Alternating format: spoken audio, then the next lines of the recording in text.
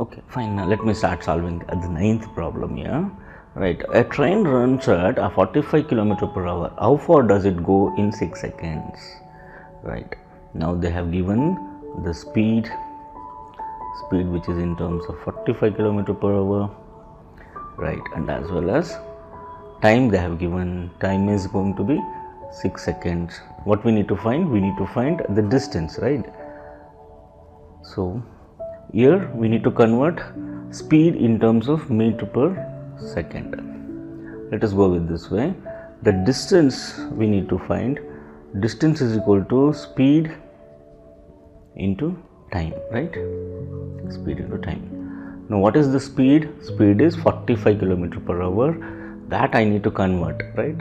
So to convert kilometer per hour to meter per second, what we need to do? We need to multiply by 5 by 18. That I will place here, 5 by 18. And what is the time? That is 6 seconds. Now simplify it. 6 ones are 6 threes are. Then we got 45 into 5, that divided by 3. 3 ones are 3, 15s are 15 5s are 75.